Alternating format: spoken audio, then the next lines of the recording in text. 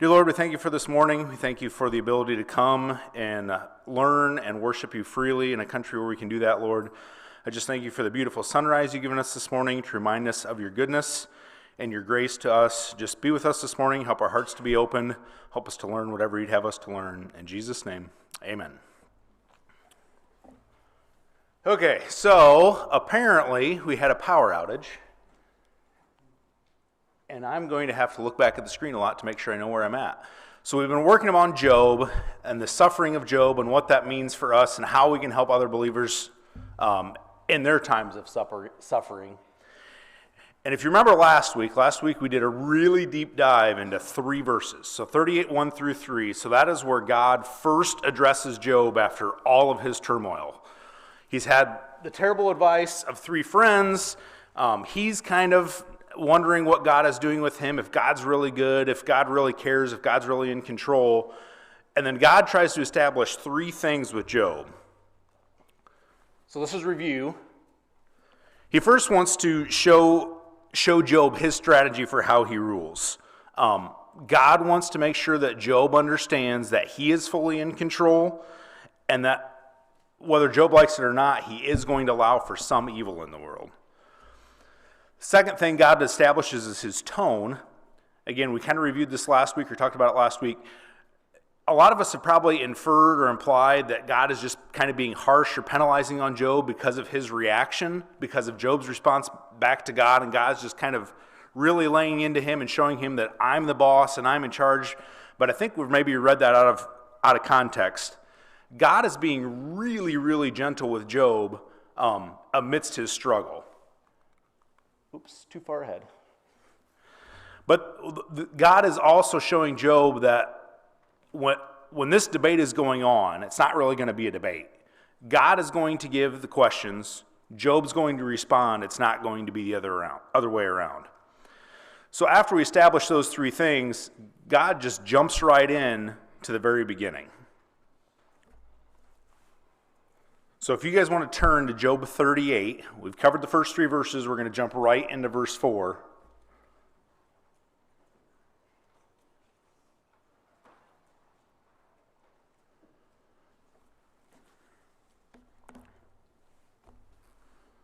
Okay, I'll start reading at verse 4. Where were you when I laid the foundation of the earth? Tell me if you have understanding. Who sets its measurements, since you know, or who stretched the line on it? Or what were its bases sunk, or who laid its cornerstone, when the morning stars sang together and all the sons of God shouted for joy? Now, I think it's kind of neat that God started kind of right at the beginning. Right at the beginning of creation, that's where he starts his speech to Job. And the very first thing he says is, where were you when I laid the foundation of the earth? And I think one of the things God is trying to establish in this creation section is his power and his might, like we talked about last week, but more than that. But when he laid the foundation of the earth, he's kind of showing Job how he created something from nothing. So that's, okay. And after that, right in verse 5, it says, who set its measurements? So first of all, God created something from nothing, and not only did he create something from nothing, when he says set its measurements and talked about the size and scale and the scope of everything, what's he trying to do? I think he's trying to show Job how perfect and good he was in his creation. So if you think about the earth, about the perfect size, correct? To support gravity, to support life. It's about the perfect distance from the sun. It's got the perfect rotation. It's got the perfect revolution around the sun. I mean, everything that God created on the earth was kind of created in a unique way for what? For life, for us to live in it, for goodness. And I think God is trying to establish that with Job of, I set the measurements, I set this world in place just so, not for evil, not for chaos, but I set it so the world can flourish. And along with setting the measurement, he set physics in place. Think about all the laws that God had to establish to make the earth what it is. The law of gravity. I mean, all those things had to fall into perfect order. Everything had to have its unique place in order to be perfect. And God, I think, is trying to show that in these first 4 verses. Oops. Man, I am a slide ahead the whole time. So think about back in Job's day way back prior to a lot of the science and the measurements and the tools we have today. Think about what God was saying to Job and how hard that would have been for him to understand. Now, we've got a rough idea of how big the earth is. So we know the measurements. We know how far away the moon is. We know how far away the sun is. We know a lot of that stuff because we've measured it. Job didn't have any of that knowledge. So I feel it was a lot more difficult for him to understand and maybe a little easier for us to understand. But by the same token, for us to be able to understand it, it puts it in a much grander scale for us because we know the measurements. We know how perfect everything had to be. So yes, Job didn't know the measurements of the earth. God was asking him. We kind of know some of that stuff, but I think it shows even more his goodness when we know some of that stuff and we know how perfect everything had to be. We know what happens if we were, 10,000 miles closer to the sun, which in the grand scheme of things isn't that much closer. But if it were, what would happen? Too hot, can't support life. If we were 10,000 miles further away from the sun, what would happen? Too cold, couldn't sustain life. What if the earth didn't revolve around the sun and we didn't have our changing of the seasons? Some parts of the earth would be uninhabitable. Some parts of the earth would be, half the earth would be uninhabitable because some would be too hot because it's always facing the sun. Some would be too cold. God is trying to show Job in these first 4 verses how good and how orderly and how perfect he is. What was God's purpose in doing this? Was it just to minimize Job? He's asking some difficult questions, some grand scheme questions, how powerful, how almighty he is. Was it just to minimize Job? Look at Job 9, verse 3. We're going to be jumping back and forth between Job 9 and Job 38 a lot. So this is one of Job's rebuttals to God and one of Job's complaints. And he says, if one desired to contend with him, he could not answer him once in 1,000 times. So Job thinks that God is this big, powerful ruler, and he's not even going to let Job understand or think or understand anything that he's revealing to him. So is God saying that just to minimize Job? Is that what he's doing? Is that this the rebuttal that I can't even answer you 1 in 1,000 times? I don't think that's what God is trying to do. I think he's trying to show Job what he can't understand. So look at verse 24 of Job 9. The earth is given into the hand of the wicked. He covers the faces of its judges. If it is not he, then who is it? So what's Job's illusion of God and the earth? God's rule over the earth. Is it good? Is that what Job's thinking, but according to verse 24? What's it say? The earth is given into the hand of the wicked. So Job's got this illusion of who God is, that God is this almighty being, and he's just letting chaos and catastrophe rule the whole earth. It says it right there in verse 24, but God in those first 4 verses of Job 38, or the verses 4 through 7 of 38, is trying to show something completely different to Job. God is not this unjust tyrant that just created this earth and let disorder and chaos and evil take over the world. God is trying to show Job order and stability and justice and everything he had to put in place perfectly in order for the world to flourish the way it did. God is trying to show Job his presence in a whole different way than what Job has expressed in the first half of the book.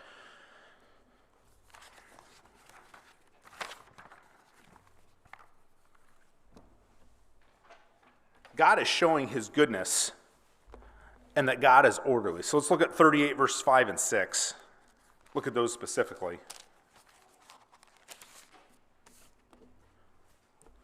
Who set its measurements since you know, or who stretched the line on it, or what were its bases sunk, or who laid the cornerstone? So God is establishing the foundation of the earth and the goodness of that earth. And he's showing how orderly he is, that everything had its place, everything had its piece. He didn't just kind of throw it all together and let everything happen. God has control of every little bit of the earth.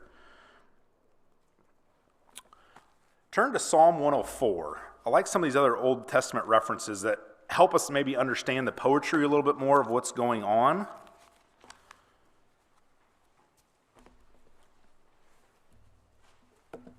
So there's several references in the Old Testament that the book talked about God referring to his creation as a building. And Psalm 104 is one of them. So I'm going to read verse 1 through 5. Bless Yahweh, O my soul, O Yahweh my God. You are very great. You are clothed with splendor and majesty, wrapping yourself with light as with a cloak, stretching out the heavens like a tent curtain.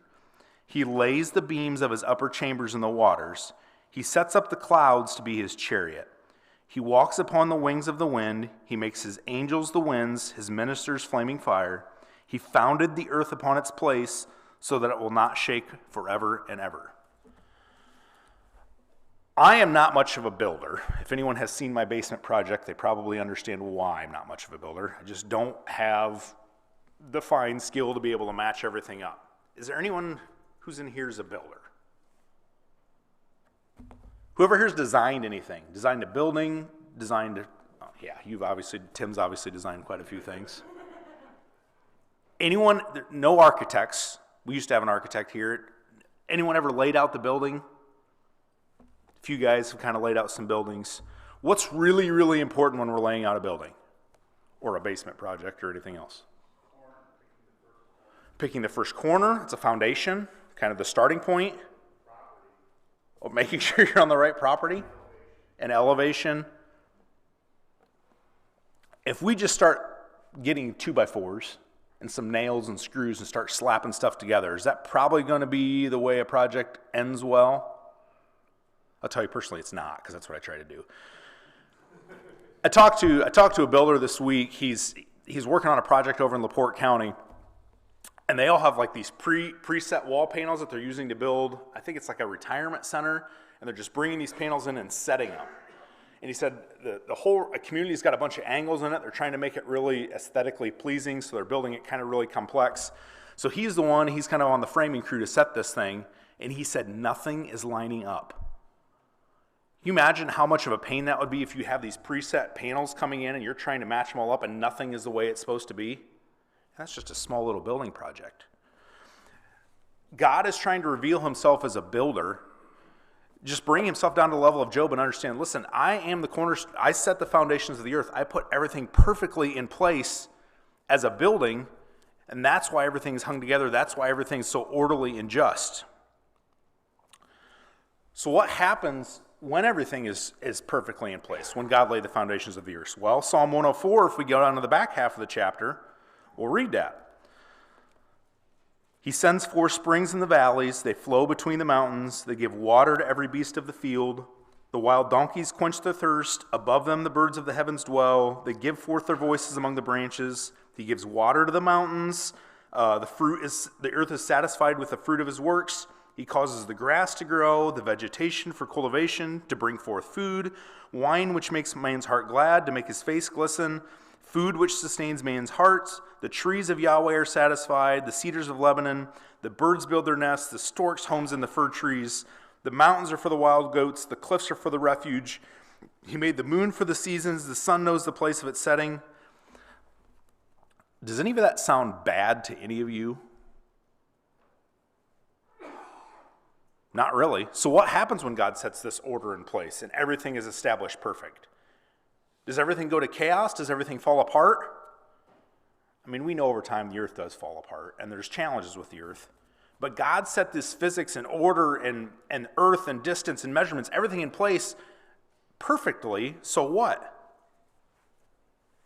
So the world could flourish. I mean, he didn't set it for evil. God set a perfect earth originally. So God, who created all this order and all this perfection, he can't be a tyrant like Job is trying to describe. And then we get to verse 7 of Job 38. And I think God is just trying to prove his point once more. When the morning stars sang together and all the sons of God shouted for joy. That doesn't sound very evil or wicked to me.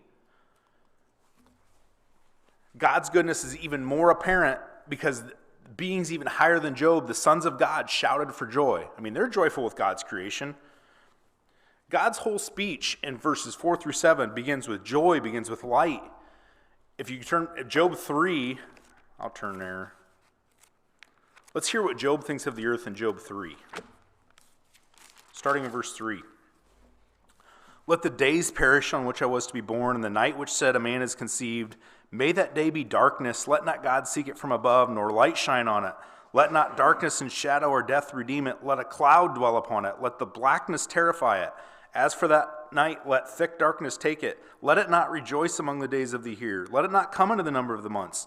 Let that night be barren. Let no joyful shout enter it. Let those who curse it curse the day who are ready to rouse Leviathan. Let the stars of its twilight be darkened. Let it hope for light but have none. Let it see the breaking dawn, because it did not shut the opening of my mother's body or hide trouble from my eyes. How does that counter verse 7? So what Job has this dark, evil glimpse of who he thinks God is and what God's creation is and what the world was set out against. And that first rebuttal, God is trying to show Job, no, I created this world for order and peace and justice and perfection. I'm not this evil tyrant and letting chaos take over. I'm the exact opposite. Then we get this crazy part of verse 5. I'm going to read this from the KJV because I think it means more. Who hath laid the measures thereof, if thou knowest, or who hath stretched it upon it? Oops, sorry, wrong verse. Yeah. Who hath laid the measures thereof, if thou knowest? Anyone else in here sarcastic? Anyone who knows me knows I'm a really sarcastic person. And this goes back to last week when I'm trying to interpret the theme and the tone of what Job was, what I used to think it was. I truthfully thought God was just kind of ridiculing Job. And if you read verse 5, I'll read it out of the MacArthur Study Bible. Who set its measurements, since you know? I mean, it just sounds like it has this sarcastic tone, like he's just trying to really rail into Job and try and teach him a lesson.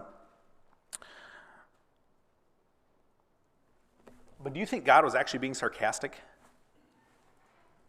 I mean, I like to think of God maybe as joyful and playful, and maybe sarcasm is part of it. I don't think he was really being sarcastic here, though. In verses 4 through 7, if God were trying to really be demeaning and harsh on Job, do you think he would have asked everything in 4 through 7 as a question? What sounds more demeaning?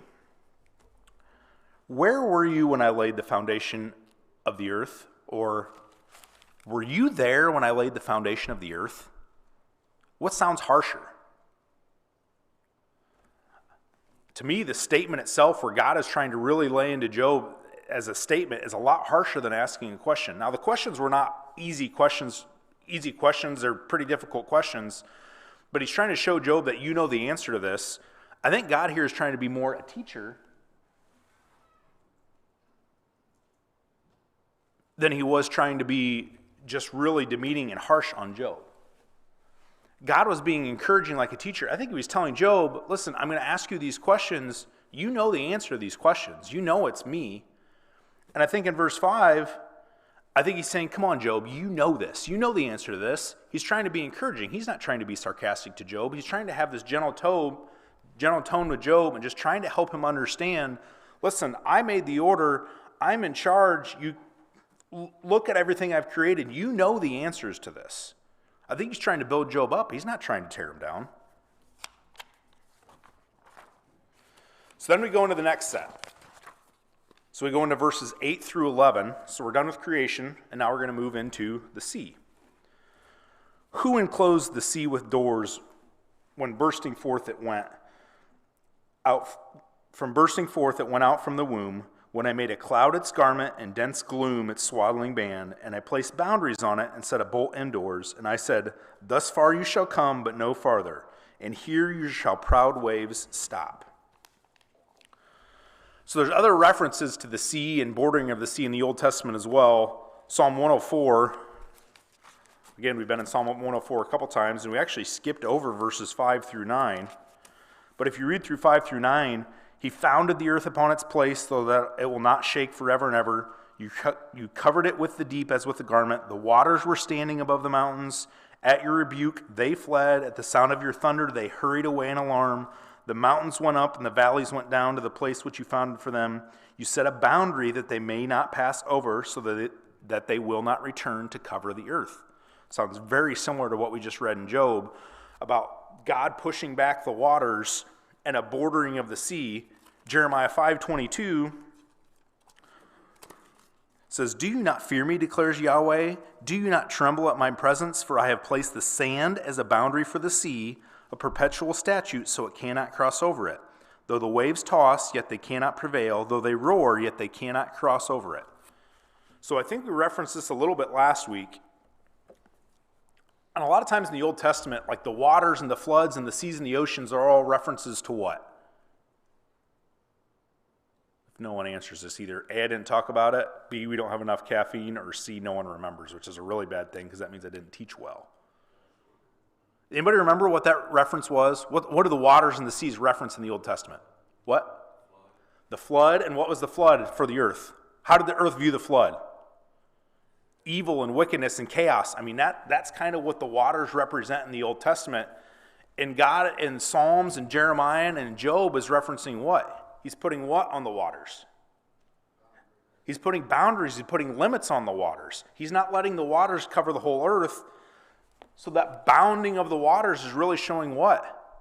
Not God's destruction, not God's chaos, but his what? His love, his control, his graciousness to his people, because he's putting limits on what he can allow. It's similar to the order in creation. God is putting limits on what he's allowing in terms of the chaos. God is setting boundaries for water to try and keep evil at a minimum. And there's there's kind of a neat reference in this vision of water versus some of the other Old Testament references. So in 8 and 9 of Job 38, so the word used, who enclosed the seas with doors, they placed boundaries on it. So the book reference, so that control of the water is actually referred to as diapering or swaddling or enclosing, like as with a diaper. So any of you got little kids or have had little kids, Monty, you probably have lots of experience with this. When you're putting a diaper on a little child, are you really harsh with it? Do you just slap it on and throw it on and just hope that they're okay? I mean, not on a little infant, I wouldn't do that. You're gentle, you're soft, you're kind of just trying to conceal them and bundle them tightly so they're protected, so they're safe. And God uses that exact same reference in here when he's referring to the sea. So there's other Old Testament references that refer to the bordering or bundling of the sea, and it's up there. The other Old Testament references refer to thundering or rebuking or trampling of the waters. Those are a lot harsher than diapering. So it's kind of all, I mean, it means kind of the same thing. I mean, God's enclosing the doors, but here God uses a completely different word to help show Job how gentle he is. He's using a softer tone, a softer word to show Job, I'm enclosing chaos, but I'm not doing it harshly. I'm doing it softly. I'm doing it gently. And then in 38:11, we get to this part where it says, "Thus far you shall come, but no farther, and here shall your proud waves stop." So thinking about that little infant that we're trying to put a diaper on, and this little kid is rebelling the whole time. I mean, that's what it means, these proud waves. I mean, they're fighting back, they're rebelling, they're trying to push back, but God is still gentle and holding these things back.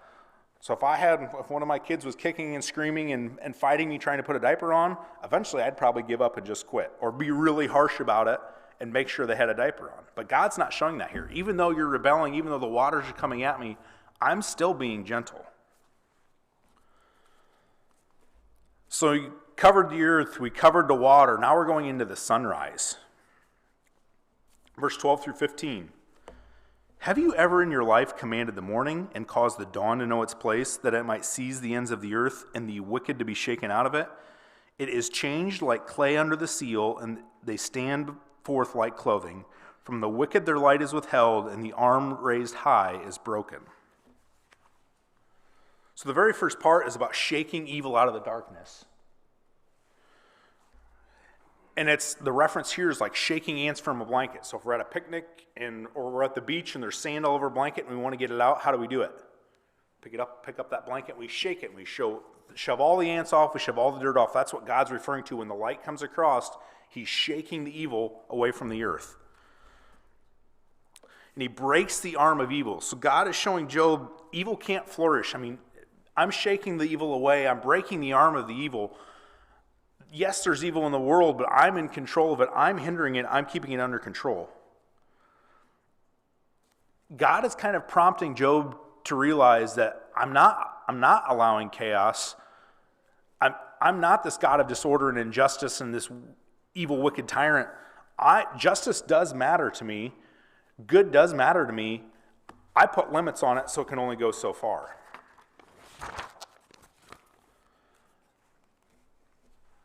So there we just have 3 references, and I'm going to let you guys peruse the rest of Job yourself. But just start glancing down through the rest of 38. So we have 16 through 18. Have you entered the springs of the sea? You walked in the recesses of the deep. So God is kind of referring to these outer boundaries of creation, things that we can't see or can't put a grasp on, but in creation, the depths of the sea. Then we get to 19 through 21. Where's the way to where the light dwells, and the darkness, where's its place? So God's referring to sun and night and his creation there, and where does the light dwell? Where does the darkness dwell? 22 through 30, have you entered the storehouses of the snow or storehouses of the hail? Where's the light divided on the east, or where's the cleft for the conduit of the flood? So snow, hail, storms. Have you guys been to any of those places where I've stored that stuff? 31 through 33. Can you bind the chains of the Pleiades or loose the cords of Orion? What's it referring to there? Stars, constellations, have you contemplated all that stuff? 34 through 38, can you raise up your voice to the clouds and an abundance of water will cover you? Can you send forth lightnings? So it's referring to storms and lightning in those scenarios. 38 and 39 through 11, can you hunt the prey for the lion or fulfill the appetite of the young lions? He's referring to lions. And 39, 1 through 4, he's talking about mountain goats. And 5 through 8, he's talking about a donkey. And 9 through 12, he's talking about an ox. 13 through 18, he's talking about an ostrich. 19 through 25, a war horse. And finally, 26 through 30, a hawk. What does all that mean? What's God trying to show Job in all these references? I think there's 3 lessons that God is trying to come across, portray to Job.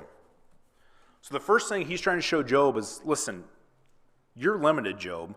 I've got the grand scale, I've got the grand power. You don't understand. You don't know maybe quite as much as what you thought you knew about who I am and what I'm doing. God is trying to show Job that what you think of me is not the correct me. You don't have enough evidence to know what my motives are and what I'm trying to do. The same way, when we're enduring suffering or a friend around us is enduring suffering, I don't know if it's always wise for us to try and figure out necessarily what God's trying to show us. Because why? God's ways are always higher than our ways.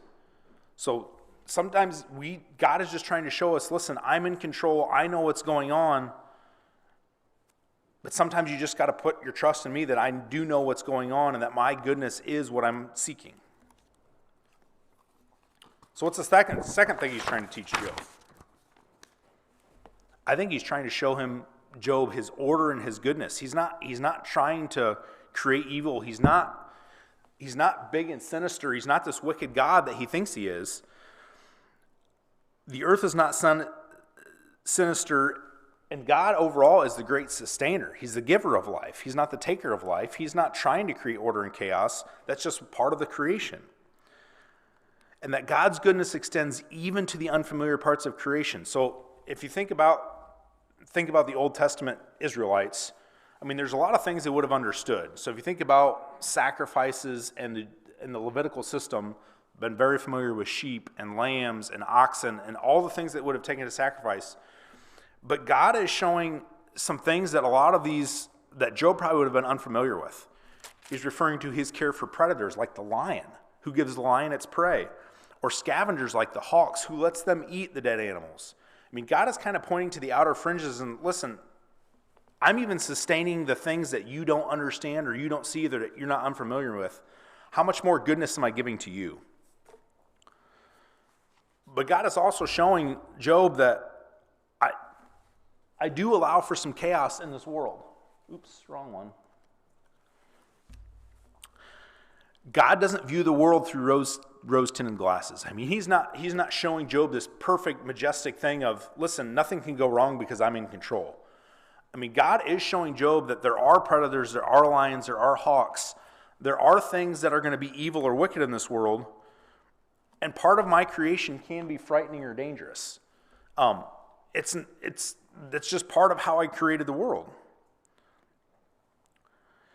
God is showing Job that I understand, listen, I know you're suffering. I understand there's evil in this world. I know that I didn't create this magic la-la land where nothing ever goes wrong, but I'm also showing you that not all suffering is necessarily punishment. It's just part of the world you're in. So what do we take away from this? So when we're encountering suffering or friends encountering suffering, the first thing I think we need to remember is God really a good person? Did Job think in the first, before God gave this speech, did Job think God was really a good person? I think that was part of Job's mistake. Job thought that God was this evil tyrant trying to show him something, or trying to just bring harshness and destruction and devastation down on Job's life. But that's not what God was trying to do. God was being good and gracious to him even through all of his suffering. And I think one place we can take friends, or we can take ourselves, is we just go back to God's creation just like he did in the first 3 verses. Could it mean God really create a sunrise or a sunset? I mean, the beauty of that. I mean, I think about a February morning. Northern Indiana is a great place and a terrible place all at the same time. I love Indiana in September, one of the greatest months there is, perfect weather, beautiful sunrises, beautiful sunsets. Could an evil God really create the beauty of that sunrise every morning, and the beauty of that sunset at night? How about music? The joy and the exuberance that music brings to us. Could a mean or evil God or a wicked God really create music? Or even a lion. Think of an animal that's a predator, but the glory and the majesty and the beauty and the awe we get when we see a lion. Could a mean God really create a lion? And I think those are things we need to remember as we're suffering, or as a friend suffering, we need to go back to the creation and realize, listen, God created the world for good, and we probably just have him out of context. God is far greater, far kinder, and his world far more beautiful than we could ever imagine. And I think that's what he's trying to show Job.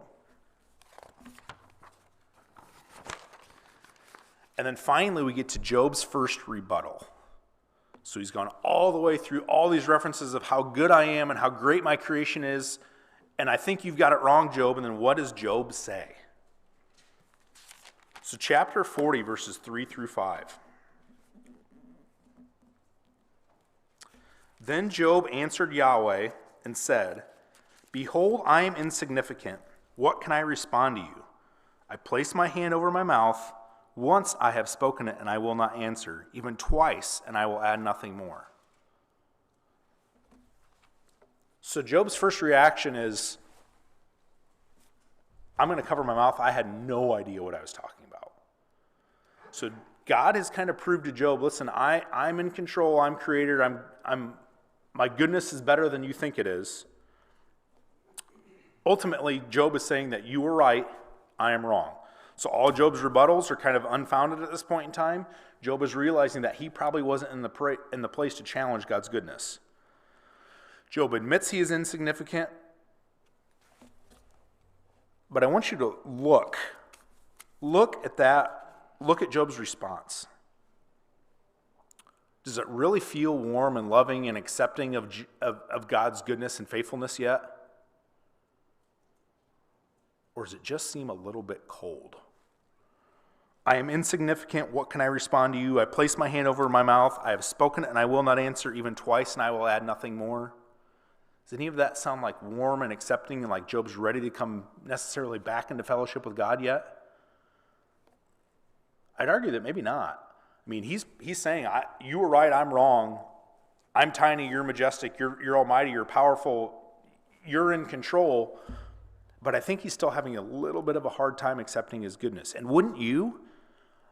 I mean, God just gave you a few references of how good his creation is, but think about where Job is in his life. No kids, no wealth, no health. He's got nothing left. It's all gone. It'd be a little hard, I think, if we're in that same scenario to be accepting like Job was. I mean, Job understands that he was wrong in what he was doing, but he's still having a hard time fully believing that God is out for his good and not evil.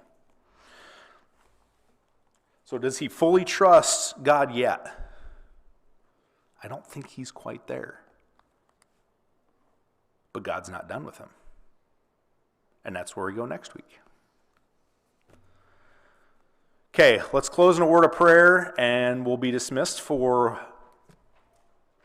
a little bit. Dear Lord, we thank you for this book of Job. Thank you for what it can teach us. Thank you for showing Job your goodness and your creation and your order and your stability and how you created the world for good and not for evil, Lord. Help us as we're struggling in our daily lives, as we question your goodness, that we can look to creation and look to you and understand that ultimately you are in charge and you did create this world for good and not evil. Help us to realize that. Help us to show that to others. Help us to portray that to others in your goodness. Help us not to have this aura of evil about us, but an aura of goodness and kindness and gentleness, just like you did to Job. Be with us during the worship hour. Help our hearts to remain open. Help us to learn. Help us to worship and praise you together this morning. In Jesus' name.